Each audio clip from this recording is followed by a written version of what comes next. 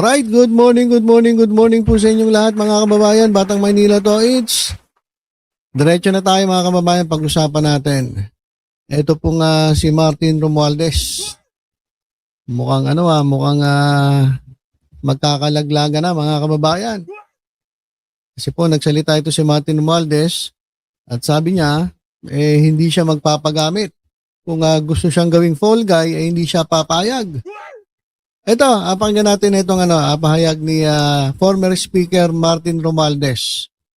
Magandang araw sa inyong lahat. For a long time, I chose to remain silent. I did so out of respect for the legal process. I did so because I did not want to add more noise to an already divisive issue. I did so because I believed that if I cooperated fully, submitted myself to the proper authorities, and answered every question asked of me, the truth would eventually speak for itself. But there comes a point when silence is no longer prudence.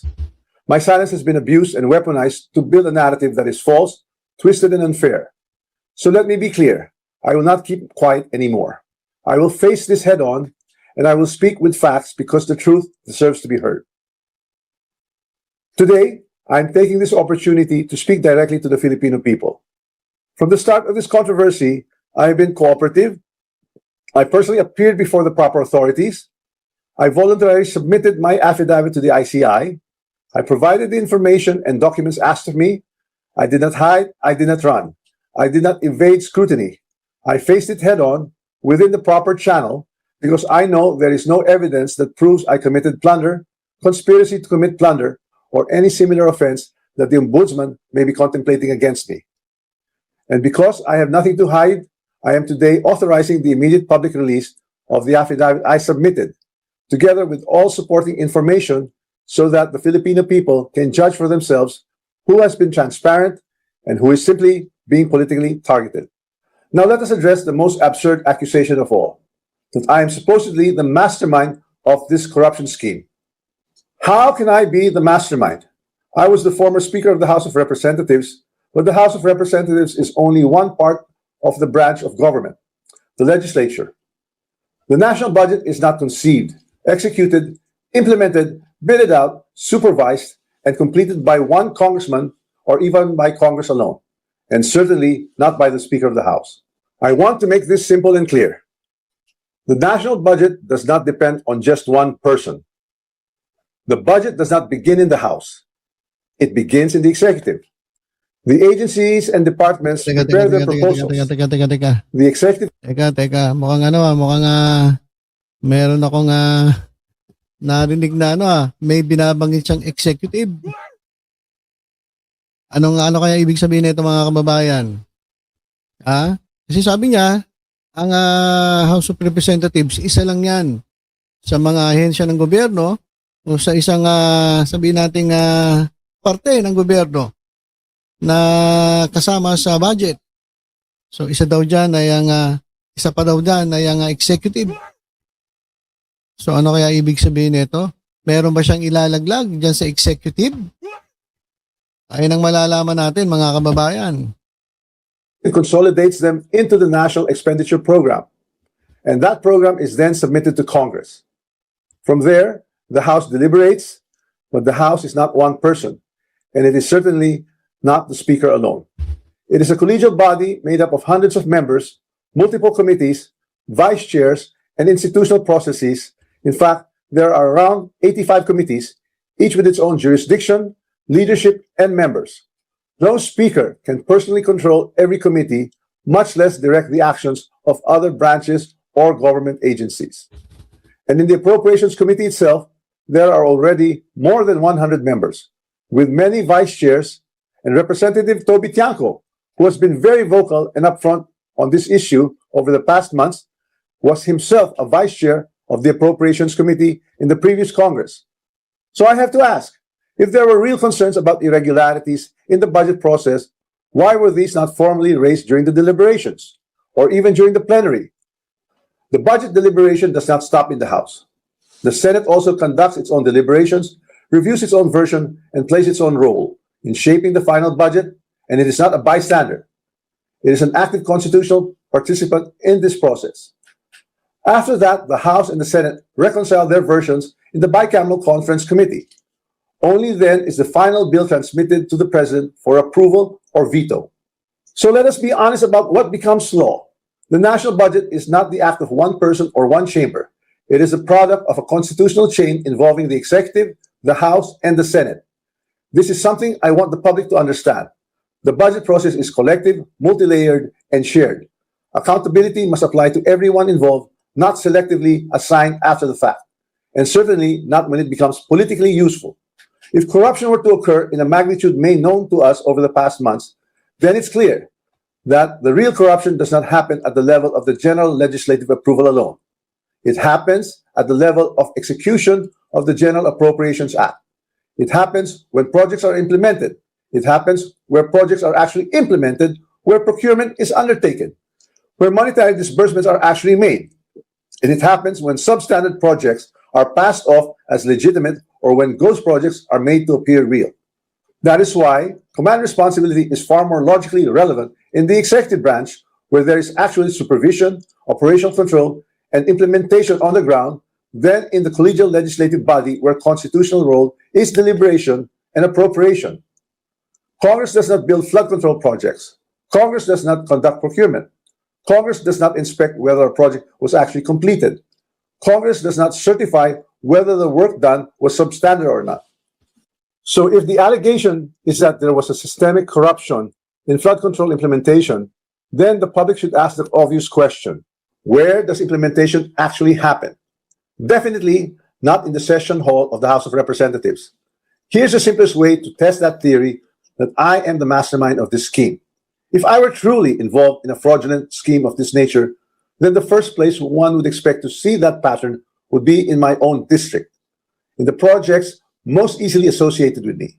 You would have seen it in Tacloban, but I say this with absolute certainty. You won't see it in my district. My district has 0 ghost and 0 substandard flood control projects. 0. And that is verifiable. To prove this point, I'm authorizing my staff to share and release to the public the list of all the projects in my district that the authorities may deem attributable to me. Let the public scrutinize and verify for themselves. As I already mentioned, corruption of this scale is not a one-man operation. It requires 2 things: budget decisions and implementation on the ground. With respect to how the budget was deliberated in Congress, let me say this categorically. I was not a part of the BICAM and the small committee budget deliberations.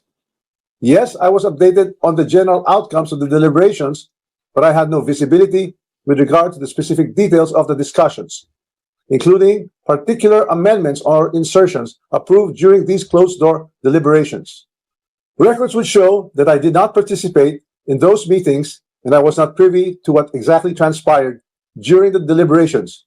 However, 2 people were instrumental in making those budget decisions: Chis Escudero and Zaldico. And once the budget becomes law, the work of implementing flood control projects, or any project for that matter, is solely within the purview of the executive, including the DPWH, certainly not by legislators.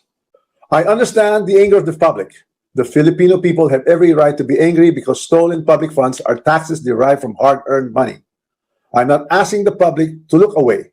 I'm asking everyone to look where the evidence points, not where it is politically convenient or politically motivated. So I ask the Ombudsman and the public these questions. Who has been named in sworn testimonies and affidavits? Whose name actually appeared in credible accounts made under oath? If there are sworn accounts pointing to other personalities across the chain, whether in budget deliberations or in implementation, then those leads must be pursued with the same seriousness and the same urgency. Accountability cannot be selective. For months, I chose silence because I believe in our legal system and in the rule of law. But my silence is now being exploited with politically engineered and fabricated narratives. What's even more disturbing, and this is something that cannot be ignored, is that there are emerging indications that certain sectors are attempting to weaponize individuals, including Zaldico, to construct a narrative that serves their own interests. So when the legal processes is being used against me as a political demolition job, then I will have no choice but to defend myself. And I will defend myself fully. I will not allow myself to be turned into the scapegoat so that others who are actually accountable can walk away clean. If this is a political play to push me out and close the story, tarnishing my name and my reputation, then I'm telling everyone now I will not go quietly, and I will not go alone.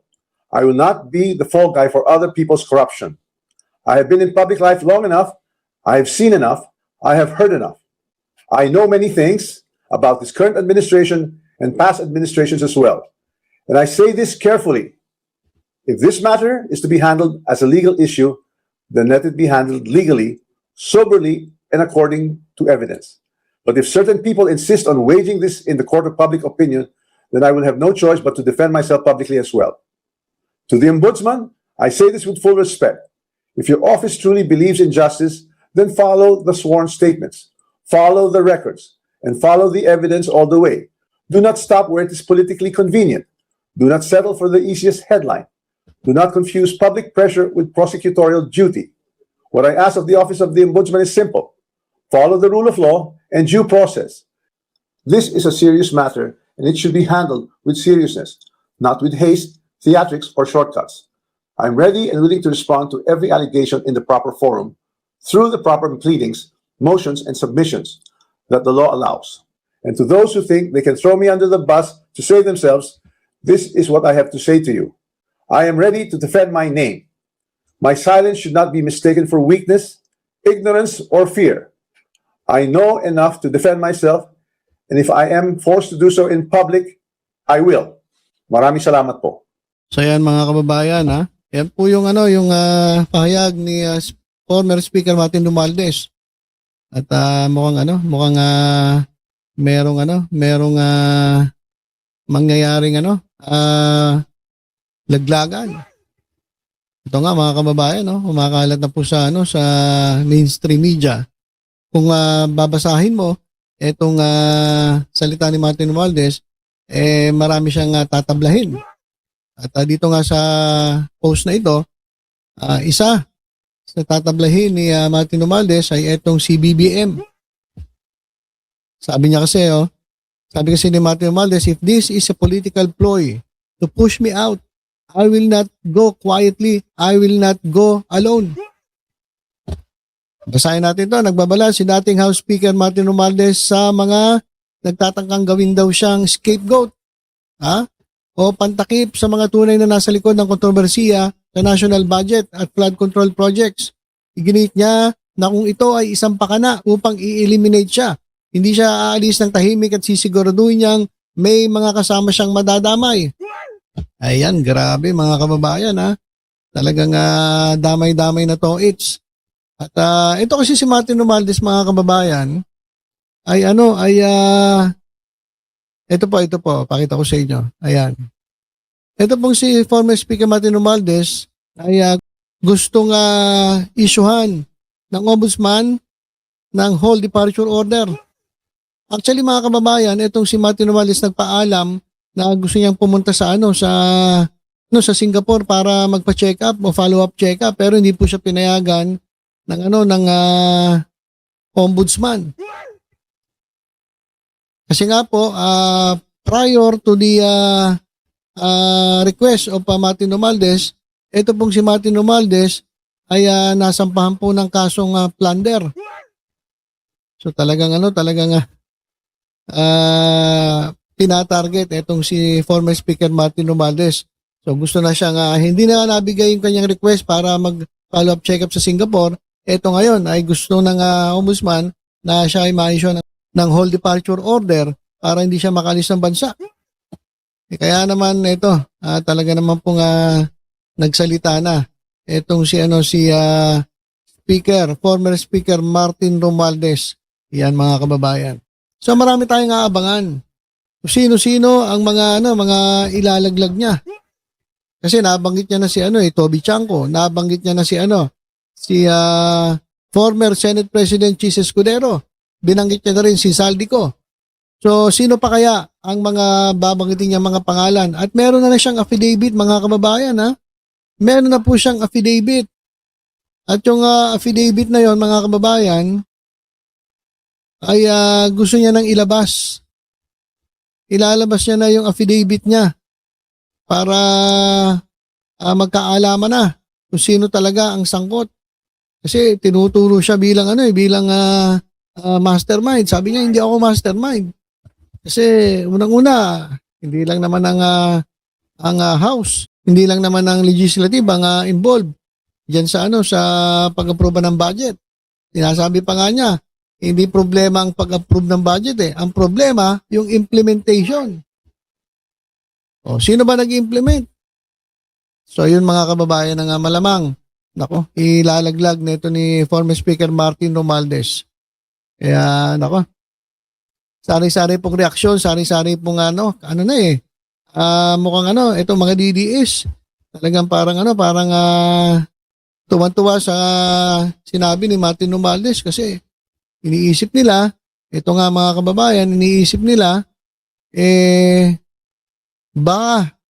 baka tablahin. Baka tablahin ni Martin Romualdez etong si BBM. Tingnan natin. Kasi ngayon salitaan pa lang mga kababayan eh. Maganda maglabasan na ng ebidensya. Ay naman ang gusto natin di ba? Tayo naman dito sa Batang Maynila to, sinabi ko naman sa inyo dati pa, hindi po tayo panatiko. Kung tatablahin ni Martin Romualdez yung kanyang pinsan na si Pangulong Bongbong Marcos, siguraduhin lang niya na meron siyang ebidensya. Siguraduhin lang niya na meron siyang mga resibo na magpapatunay na sangkot itong ating Pangulo diyan po sa sa mga anomalya. At kapag napatunayan niya, yung talagang nakakakombinsing mga ebidensya at napatunayan na sangkot ang Pangulo, hindi tayo magdadalawang isip na na sitahin ang Pangulong Bongbong Marcos. Pero kung wala pang ebidensya, kung puro kwento lang, kung puro dakdakan lang, wala pa yun. Sabi nga di ba sabi nga ni Isko Moreno, tinatawanan niya lang yung pinagsasabi ng mga banateros. Di ba? Kailangan may ebidensya. Chismis lang kasi nangyayari. Chismis lang. Hanggat walang ebidensya, walang resibo, walang concrete evidence, chismis lang yan. Ilabas niyo yung ebidensya. So abangan natin itong si former Speaker Martin Romualdez. Tingnan natin kung ano pa ang mga ilalabas niya dito sa kanyang affidavit kasi meron na raw siyang affidavit at gusto niya nang ilabas. At doon sa mga nagbibintang sa kanya, kung gusto niyo raw, tingnan niyo yung kanyang mga proyekto diyan sa kanyang nasasakupan. Kasi wala daw siyang substandard projects, wala daw siyang ghost projects diyan sa kanyang lugar. So titingnan din yan. So nako mga kababayan, medyo mainit po ang usapan dito sa napipintong laglagan. Maglalaglagan na to mga kababayan Magkakalaglagan na to. Magkakaalaman na kung sino-sino ang sangkot. Pero ako, sabi ko nga, gusto ko merong mga ebidensya. Hindi puro kwento lang. At meron kang first-hand information. First-hand accounts sa lahat ng nangyari. Pakita mo lahat ng dokumento kasi kung puro salitaan lang, wala rin yung saysay. 'Di ba? So, abangan natin mga kababayan. Hindi natin ginjudge si Martin Romualdez Mas gusto nga natin ito magkaalaman na kung sino talagang sangkot niya sa nakawan sa ating gobyerno.